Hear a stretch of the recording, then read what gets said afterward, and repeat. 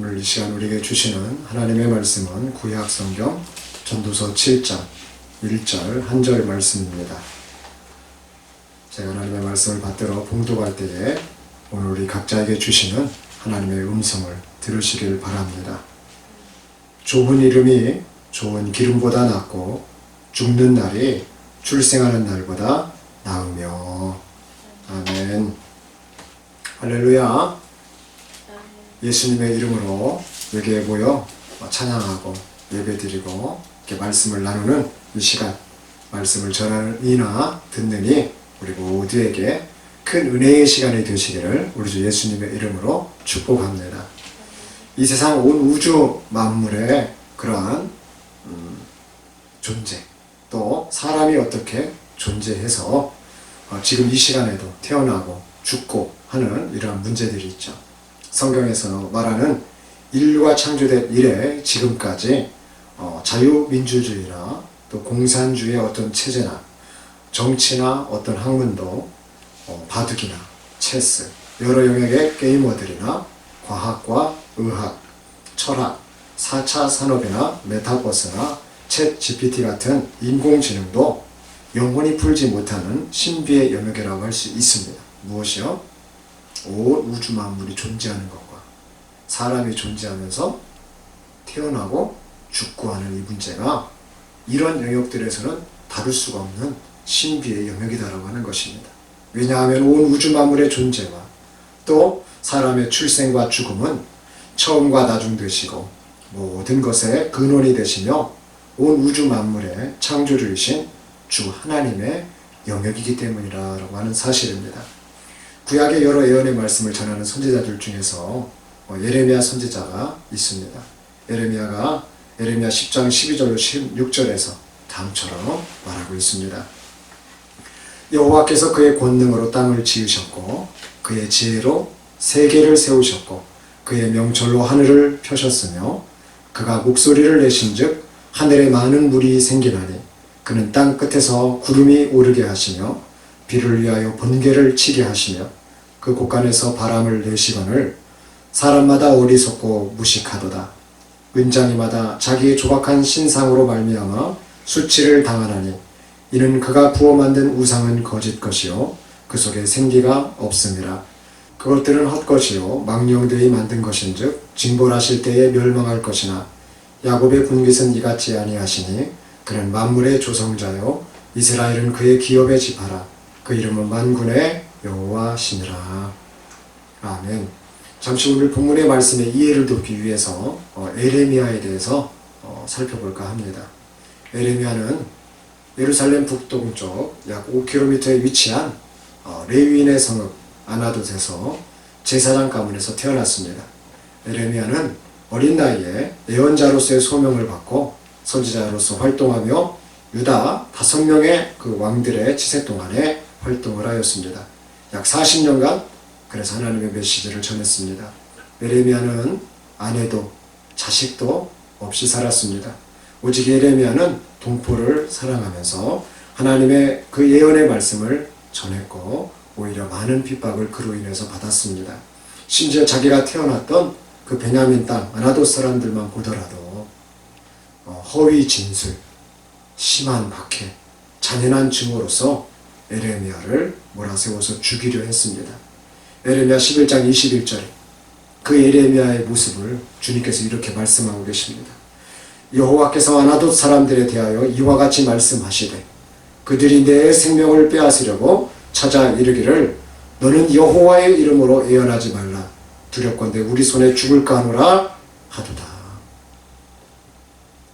베냐민 땅의 아나돗은 어떤 곳이냐면은 다 에레미야의 친척들, 형제들이 모여 사는 곳이에요. 제사장들이, 오늘날로 말하면 집안 전체가 목회자들이, 집안 전체가 막 선교사님들이 많아. 교육전도사, 전임전도사, 예? 각종 분파가 다 있어. 강도사, 부목사, 예? 각 교회 막 담임목사, 이렇게 많은 집안이라는 거예요. 그런데 여호와의 이름으로 에레미야가 말씀을 전하는 거예요. 듣기 싫다는 거예요. 야, 우리도 여호와 알아. 우리도 하나님 믿어. 어디서 그렇게 하나님의 말씀을 전해? 그러면서 에레미야에게 심한 박해를 했다. 왜? 메시지가 달랐거든. 메시지. 당시 아나도 사람들의 메시지는 축복의 메시지입니다. 이스라엘의 번영의 메시지예요. 은혜의 메시지입니다. 그런데 에레미야의 메시지는 달라요. 회개의 메시지예요. 회개하라는 거예요. 지금 하나님을 믿고 있는 사람들인데 하나님 제대로 믿으라는 거예요. 하나님께 돌아오라는 거예요. 그리고 나머지 아나도 사람들은 다 뭐라고 얘기하느냐? 왕과 그러한 많은 리더자들, 지위가 있는 많은 그런 사람들은 다 뭐라고 얘기하느냐? 이스라엘은 망하지 않는다. 우리는 부국 강국, 우리는 잘 산다. 이런 얘기를 하는 거예요. 그런데 에레미야는 뭐라고 얘기하느냐? 이스라엘은 망한다. 남유다는 망한다.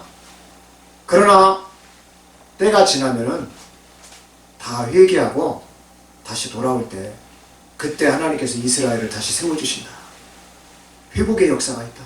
그러나 당장은 지금 다 망국의 길로 치달을 것이다. 깨달아야 된다. 회개해야 된다. 자꾸 이런 설교를 하는 거예요. 자꾸 이런 메시지를 전하는 거예요. 그래서 많은 박해를 당합니다. 여러 왕과 당시 지도권 인사들로부터 생명을 잃을 수도 있는 그런 위험을 당하면서 깊은 구덩이에까지 빠지게 됩니다. 그러나 에레미야는 오래 살았습니다. 캄캄하고 어두운 그런 영적 환경, 그 가운데 있는 동포들을 향해서 망국의 길로 나아가는 그 이스라엘을 향해서 홀로 중대한 그러한 마음으로 역할을 감당했습니다. 에레미야는 성령의 강한 능력으로 기름 부으심을 받고 역사적으로 캄캄하게 뒤덮여 있던 이스라엘의 번영이 다시 돌아오는 희미한 빛을 바라보면서 눈물로 말씀을 전했습니다. 구전에 의하면 에레미야가 어떻게 죽었나? 애굽에서요, 그 유다 민족들, 그 동포들에게 돌로 맞아서 죽었습니다. 그렇게 전해지고 있어요. 돌 맞아서 죽었다고, 형제들로부터, 그 민족들로부터. 유대 민족이에요. 이집트 민족이 아니에요. 그래서 구약 성경의 그 성도들 가운데에서 에레미야를 예수님을 가장 많이 닮은 인물로 평가합니다. 이러한 에레미야가 주변 나라들의 정세를 파악하고 이스라엘의 역사를 들여다보며 나아가 남유다 백성들의 혼탁한 삶, 특히 하나님을 떠나서 살아가는 종교적인 그들을 향해서 창조주를 기억하라고 말씀을 전하였던 것입니다. 한마디로 에레미야는 이러한 이야기를 했던 거죠. 우리가 만든 것들에는 생기가 없다. 이 세상에 생기가 없다. 그러나 하나님이 만든 것들은 생기가 있다. 오직 하나님에게만 생기가 있다. 저 하늘 저 천국에만 생기가 가득하다. 이러한 말을 하고 있는 것입니다. 단지 생기가 있느냐 없느냐 하는 것만으로도 여호와 하나님은 살아계신 분이시며 그 이름은 위대하시고 찬양받기에 합당하신 분이시다. 그러니 정신을 차리고 모든 우상에서, 이 세상의 미혹에서, 수많은 죄에서 돌이켜 우리 여호와 하나님께 돌아가야 한다. 회개하라. 지금 이런 이야기를 하고 있는 것입니다. 이 세상의 모든 것들은 에레미야의 말대로 생기가 없는 것들입니다. 그럴까요? 안 그럴까요? 네. 그래서 에레미야의 관점으로 오늘날로 돌아와서 말씀을 전해본다면 과연 에레미야가 어떻게 말할 것인가 집중하세요. 우리가 아무리 잘 만든 핵무기나 인공위성이나 뛰어난 공학적 개발로 특화된 드론도 생기가 없습니다. 자율주행차나 전기차, 수소차, 심지어 하늘을 날아가는 자동차에도 생기는 없습니다. 반도체나 배터리나 스마트폰이나 노트북이나 로봇에도 생기는 없습니다. 가상공간에서 이루어지는 수많은 게임이나 메타버스나 인간의 정보를 집어넣은 챗 GPT도 생기는 없습니다. 우리 인생에서 가장 가까이에서 피부로 느낄 수 있는 돈과 부동산, 집, 고가의 빌라, 고가의 아파트에도 생기는 없습니다. 심지어 죄를 지은 인간에게도 생기는 없게 되는 것입니다. 이렇게 에레미야가 말씀을 전하지 않았을까 싶어요.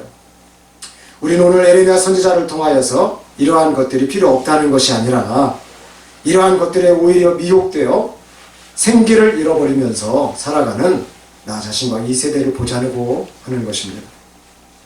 온 우주 만물을 지으시고 죄인들을 사랑하셔서 회복의 기회를 주시고 사랑의 메시지를 주시며 영원한 생기가 가득한 하나님을 힘써 알라고 하시는 주님의 목소리를 우리 모두가 들을 수 있기를 주 예수님의 이름으로 축복합니다.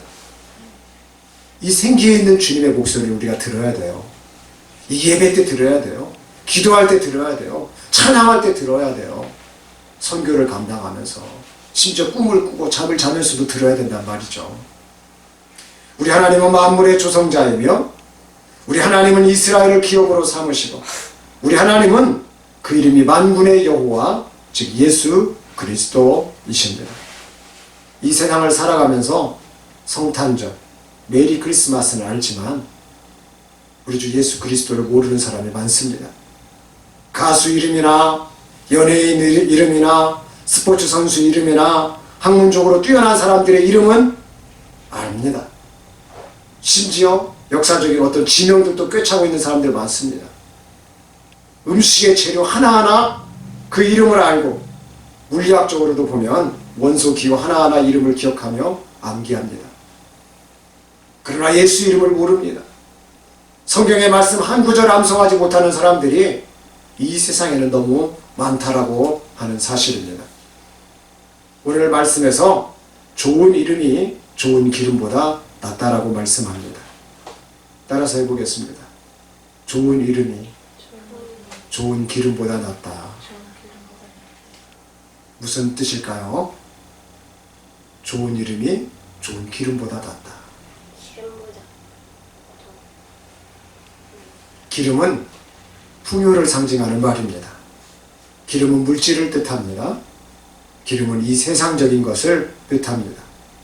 그러나 이렇게 좋은 기름을 가졌다라고 좋은 이름이 주어지는 것은 절대적으로 아닙니다.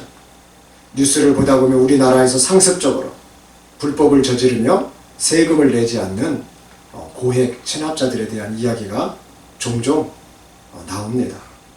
사실 경제적으로 많은 이득을 본 이들이 그만큼 세금을 내면 잘하고 있는 거죠. 자기들도 잘 살지만 지역사회와 나라까지도 잘 살게 하기 때문에 그 세금을 내는 거예요. 그러나 당연한 세금 내는 것을 당연하게 여기지 않습니다. 이들은 좋은 기름을 가지고 있으면서도 세금을 내지 않습니다. 오히려 이기적입니다. 아까워합니다. 그래서 이들은 탈세를 합니다. 재산을 빼돌리기 위해서 불법적인 증여와 은닉을 하면서 법망을 빠져나가려고 노력합니다. 여전히 이들은 세금을 내지 않으려고 하고 심지어는 아무것도 없다라고 말합니다. 이들은 세금 납부를 받으러 간 공무원들 앞에서 집에 없는 척을 하고 서로 이혼한 것처럼 꾸미며 온갖 상황에 대해서 거짓말을 하고 짜증 부리며 화를 냅니다. 그러나 세금 징수 공무원들과 경찰과 소방 공무원들이 강제로 직문을 개방을 해요. 속에서 없는 척을 하니까 나는 없어요. 아무 인기척을 안 하니까 자동차를 추적하고 핸드폰을 추적해서 어디에 있는지를 파악을 지금 다 돼서 집에 있는 줄 아는데 지금 누가 갔어요? 세금 징수 공무원들, 경찰들, 소방관들 다 같이 가가지고 있는데 인격적으로 초인종도 누르고 문도 터치도 하면서 있는지 없는지를 이렇게 물어보는데요. 없는 척 하는 거예요. 그래가지고 강제 개방을 해가지고 이제 들어갑니다. 문을 따고 들어가면 있어요. 거기 안에 있다고요. 그럼 이러한 추태들을 부린다라고 하는 거죠. 그러면 집안에 버젓이 그렇게 있으면서요. 아까 말한 것처럼 그렇게 추태를 부린단 말이에요. 화를 낸단 말이죠. 짜증을 부린단 말이죠. 자기들 이유에 대해서 막 하소연한다는 얘기죠. 그럼에도 불구하고 집안 곳곳을 뒤져보면 각종 황금과 명품 브랜드의 향수와 가방과 옷과 신발과 시계와 보석들이 가득합니다. 집 금고에는 현찰이 가득하며 이곳저곳 정리를 수색을 하다 보면 곳곳에 현금 뭉치들과 고액의 수표들, 다발들이 이렇게 나오고, 거의 차들은 고가의 외제차들을 이렇게 가지고 있는 것들을 볼 수가 있었습니다. 이렇게 뉴스를 통해서 안 좋은 사례로 불법 고액 체납자에 대한 이야기를 보고 듣지만, 사실 좋은 기름을 가진 것을 부인할 수 없는 현실입니다. 그러나 오늘 성경의 말씀처럼 이렇게 좋은 기름을 가진 것보다 좋은 이름이 낫다라고 말씀하고 있는 것을 우리는 주목해야 합니다. 자, 원어적으로 이 말씀을 보면 선한 이름이 좋은 기름보다 낫다, 이렇게 해석이 되는데요. 선한 이름은 절대적으로 해석을 해보면 여호와 하나님이신 예수 그리스도 이름밖에 없습니다. 우리가 찬양에서도 예수의 이름은 세상의 소망이요, 예수의 이름은 뭐라고요? 천국의 기쁨일세. 절대적인 이름입니다. 예수님의 이름은 절대적이에요. 절대적으로 소망이 되고 절대적으로 기쁨이 되는 이름인 것이죠. 그러나 우리가 보편적으로 이 이름을 해석해보면 천국의 간자의 이름, 이 땅을 살아가고 있지만은 천국 시민권자가 되어져 가고 있는 사람의 이름, 예수 그리스도를 통하여 얻게 된 생명의 이름, 거듭난 자의 이름이라고 할 수 있습니다. 그래서 욥이라는 인물에 대해서 우리가 예레미야 다음에 이 시간에 또 욥을 살펴보겠습니다. 욥기 1장 1절로 3절 말씀입니다. 우스 땅에 욥이라 불리는 사람이 있었는데 그 사람은 온전하고 정직하여 하나님을 경외하며 악에서 떠난 자더라. 그에게 아들 7과 딸 3이 태어나니라. 그의 소유물은 양이 7,000마리요, 낙타가 3,000마리요, 소가 500결이요, 암나비가 500마리이며 종도 많이 있었으니 이 사람은 동방 사람 중에 가장 훌륭한 자라. 이러한 욥에게 모든 것을 한순간에 잃어버리고 7남 3녀와 이 10명의 자녀들이 한날 한시에 한순간에 죽어버리는 일이 일어나요. 자기 재산을 다 잃어버렸습니다. 자기 아들, 딸을 다 잃어버렸어요. 여기 보세요. 이게 좋은 기름이라는 거예요. 욥이 가진 좋은 기름, 수많은 재산과 10명의 자녀들이 욥에게는 좋은 기름이었던 거예요. 근데 좋은 기름이 한순간에 없어져 버렸어요. 이러한 사건을 겪자 욥은 어떻게 반응했을까요? 우리가 알아봐야 돼요. 좋은 기름을 다 잃어버렸던 이 욥의 반응. 욥기 1장 20절로 22절 말씀에 보면 욥은 이렇게 그 심정을 토로하고 있습니다. 욥이 일어나 겉옷을 찢고 머리털을 밀고 땅에 엎드려 예배하며 이르되 내가 모태에서 알몸으로 나왔사온즉 또한 알몸이 그리로 돌아가올지라. 주시니도 여호와시요 거두시니도 여호와시오니 여호와 이름이 찬송을 받으실지니이다 하고 이 모든 일에 욥이 범죄하지 아니하고 하나님을 향하여 원망하지 아니하니라. 여러분, 욥은 좋은 기름을 가졌습니다. 하나님이 좋은 기름을 가질 수 있도록 축복해 주셨습니다. 그러나 특징 하나를 여기서 발견할 수 있죠. 좋은 기름이 내게서 없어졌다고 해서 좋은 이름을 포기하지 않았다라고 하는 사실입니다. 왜 욥이 아픔이 없었겠습니까? 모든 것을 한순간에 잃어버린 욥에게 심한 고통이 없었겠습니까? 다 자기 탓 같고 다 자기 때문에 이러한 일이 일어났다라는 그런 자괴감이 들지 않았겠습니까? 그래서 말씀처럼 하나님 앞에 나아가서 일어나 겉옷을 찢었던 것이에요. 머리털을 다 밀어버렸던 것입니다. 땅에 엎드려서 자복한 거예요. 좋은 기름을 다 가졌던 자세에서 좋은 기름이 없는 다시 제로의 상태에 그 모습으로 나아가게 된 것입니다. 처음부터 없었으면 그나마 괜찮지 않았겠습니까? 그러나 모든 것을 다 가졌다가 없는 상태가 되었을 때 수많은 이들은 뭐라고 말을 합니까? 더 심한 고통, 더 심한 괴로움을 겪는다. 이러한 의견들을 말하지 않습니까? 욥이 딱 이러한 상태였다라고 하는 거죠. 그러나 욥은 좋은 기름은 없어졌지만 좋은 이름을 포기하지 않았다. 이게 무슨 말이냐? 모태에서 알몸으로 나왔던 자기 자신이 누구인지에 대한 자기 이해를 가졌습니다. 주신 이도 여호와시고 거두신 이도 여호와시다라는 그러한 삶의 모든 영역에서의 하나님 주권을 인정했습니다. 오히려 극한 상황에서 넘어지고 절망하고 갈등하고 포기하고 온갖 이유를 들어서 탓을 할 수 있는데, 그래서 하나님을 원망하고 오히려 하나님을 증오하고 할 만도 할 텐데 욥은 오히려 예배하며 찬송하고 원망하지를 않았다.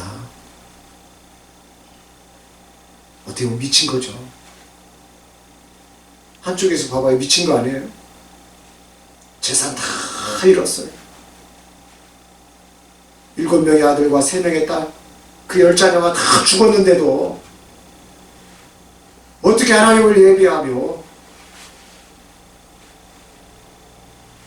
어떻게 하나님을 원망하지 않을 수가 있을까? 보통 사람으로서 힘든 거 아닙니까? 제가 볼 때는 욥이 정말로 하나님 앞에 미쳤던 것 같아요. 다시 본문의 말씀을 보겠습니다. 좋은 이름이 좋은 기름보다 낫고 죽는 날이 출생하는 날보다 나으며. 아멘. 이제 에레미야의 이야기를 지나 욥의 이야기를 지나 솔로몬의 이야기를 잠시 나눌까 합니다. 다윗의 아들 솔로몬은 인생의 모든 것을 가지고 인생의 모든 것을 누려보면서 다이아몬드 수저로 태어날 때부터 노년의 날까지를 살았던 인물입니다. 잠깐 솔로몬의 삶을 역사학자의 기록으로 살펴보면 열왕기상 11장 1절로 14절은 이렇게 말씀합니다. 솔로몬 왕이 바로의 딸 외에 이방의 많은 여인을 사랑하였으니 곧 모압과 암몬과 에돔과 시돈과 헨 여인이라. 여호와께서 일찍이 이 여러 백성에 대하여 이스라엘 자손에게 말씀하시기를 너희는 그들과 서로 통혼하지 말며 그들도 너희와 서로 통혼하게 하지 말라. 그들이 반드시 너희의 마음을 돌려 그들의 신들을 따르게 하리라 하셨으나 솔로몬이 그들을 사랑하였더라. 왕은 후궁이 700명이요 첩이 300명이라. 그의 여인들이 왕의 마음을 돌아서게 하였더라. 솔로몬의 나이가 많을 때에 그의 여인들이 그의 마음을 돌려 다른 신들을 따르게 하였으므로 왕의 마음이 그의 아버지 다윗의 마음과 같이 아니하여 그의 하나님 여호와 앞에 온전하지 못하였으니 이는 시돈 사람의 여신 아스다롯을 따르고 암몬 사람의 가증한 밀곰을 따름이라. 솔로몬이 여호와의 눈앞에서 악을 행하여 그의 아버지 다윗이 여호와를 온전히 따름같이 따르지 아니하고 모압의 가증한 그모스를 위하여 예루살렘 앞 산에 산당을 지었고 또 암몬 자손의 가증한 몰록을 위하여 그와 같이 하였으며 그가 또 그의 이방 여인들을 위하여 다 그와 같이 한지라. 그들이 자기의 신들에게 분향하며 제사하였더라. 솔로몬의 마음을 돌려 이스라엘 하나님 여호와를 떠나므로 여호와께서 그에게 진노하시니라. 여호와께서 일찍이 2번이나 그에게 나타나시고 이 일에 대하여 명령하사 다른 신을 따르지 말라 하셨으나 그가 여호와의 명령을 지키지 않았으므로 여호와께서 솔로몬에게 말씀하시되 내게 이러한 일이 있었고 또 내가 내 언약과 내가 내게 명령한 법도를 지키지 아니하였으니 내가 반드시 이 나라를 내게서 빼앗아 내 신하에게 주리라. 그러나 내 아버지 다윗을 위하여 내 세대에는 이 일을 행하지 아니하고 내 아들의 손에서 빼앗으려니와 오직 내가 이 나라를 다 빼앗지 아니하고 내 종 다윗과 내가 택한 예루살렘을 위하여 한 지파를 내 아들에게 주리라 하셨더라. 여호와께서 에돔 사람 하닷을 일으켜 솔로몬의 대적이 되게 하시니 그는 왕의 자손으로서 에돔에 거하였더라. 솔로몬의 삶은 초기에는 아버지 다윗의 믿음을 따라 하나님께 일천번제의 예물도 드리며 꿈 가운데에 하나님께서 주시는 지혜도 받아서 그 이전이나 이후로도 그와 같은 자가 없다. 그렇게 지혜로운 자는 없다라고 명성을 가졌던 인물이었습니다. 그러나 열왕기서를 기록한 사가의 눈에 솔로몬의 인생이 이렇게 저술되어 기록되어 있듯이 솔로몬은 예루살렘 성전을 지은 이후에 수많은 이방의 여인들과 함께 정욕적인 삶을 살았습니다. 솔로몬의 삶은 아버지 다윗과 같이 여호와를 온전히 따르지 않는 삶이었습니다. 솔로몬은 이스라엘 자손이 하나님께 오직 예배할 예루살렘 성전을 지었지만 다른 한편으로는 시돈 사람의 여신 아스다롯, 암몬 사람의 가증한 밀곰, 모압의 가증한 크모스, 암몬 자손의 가증한 몰록을 위한 산당을 짓고 심지어 우상을 숭배하며 많은 이들이 분향하며 제사하는 일을 방종했습니다. 이렇게 솔로몬이 마음을 들여서 이스라엘 하나님 여호와를 떠나 다른 신을 따르는 삶을 살았습니다. 그런데도 하나님은 솔로몬에게 2차례 찾아오시고 나타나셔서 다른 신을 따르는 그 삶을 책망하셨던 것입니다. 그에 따른 인과응보로서 아버지 다윗의 믿음과 언약을 생각하셔서 그나마 솔로몬의 시대의 나라를 빼앗지는 않으시고 그 아들의 시대에 하리라고 말씀하셨습니다. 이후 솔로몬의 그 노년에 결국 에돔 사람 하닷이 대적이 되었던 것입니다. 솔로몬의 삶은 죽기 직전에 전도서를 썼다고 추정하는 그 입장에서 우리가 바라본다면 이러한 자신의 인생을 되돌아보았다는 것을 알 수 있습니다. 그래서 전도서 1장 1절로 2절에 이렇게 기록을 하고 있는 것입니다. 다윗의 아들 예루살렘 왕 전도자의 말씀이라. 전도자가 이르되 헛되고 헛되며 헛되고 헛되니 모든 것이 헛되도다. 금수저, 다이아몬드 수저로 살 때는 자기 이름을 내어서 솔로몬의 집도 지었습니다. 그의 이름에 명성을 떨쳤습니다. 오늘날까지 솔로몬의 재판이란 말이 그래서 있는 거죠. 그러나 솔로몬이 이제 인생을 다할 그때, 이 세상의 호흡이 끊어져 갈 그 즈음에 솔로몬은 자신의 이름을 이렇게 가리우고 있습니다. 다윗의 왕 솔로몬 왕 전도자의 말씀이라.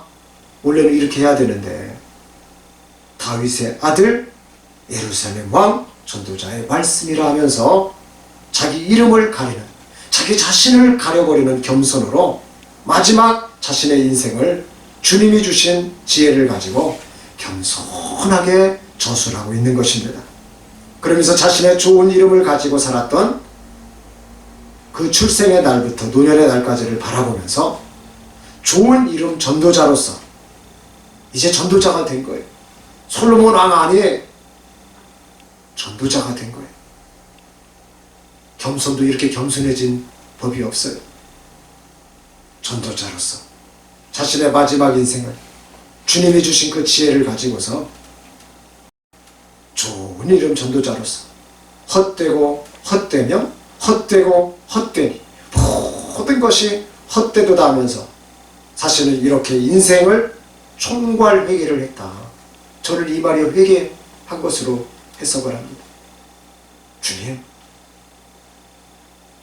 제가 가진 왕국도 헛된 것이네요. 제가 수많은 여자들과 누려봤던 정욕적인 삶도 다 헛된 것이네요. 제가 가졌던 수많은 그런 지혜들도 어쩌면 헛된 것이네요. 저에게 주신 많은 물질도 다 헛된 것이네요.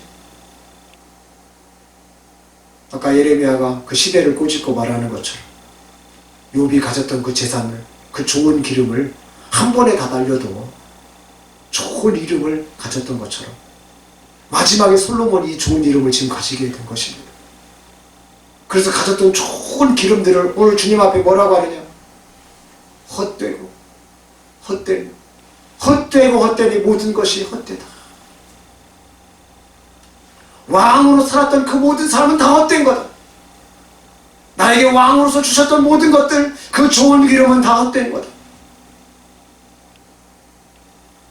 내게 뛰어난 지혜를 주셨음에도 불구하고 나는 헛된 인생을 살았다. 총괄 회개. 저는 오늘 여러분에게 말씀드립니다. 혹시나 우리가 인생을 잘못 살 수 있어요.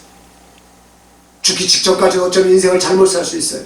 그러나 누군가의 기도 때문에, 누군가의 믿음 때문에, 누군가의 중보적인 영향 때문에 하나님이 그 기도들, 그 믿음들을 사랑하셔서 내가 죽기 직전에 이렇게 기회를 주실 때가 있습니다. 그러면 솔로몬이 총괄적으로 인생을 되돌아보면서 이러한 총괄 회개를 했듯이 저와 여러분들이 혹시 주님이 이런 기회를 주신다면 우리도 총괄 회개를 하실 수 있는 전도자가 되실 수 있기를 주 예수님의 이름으로 축복합니다.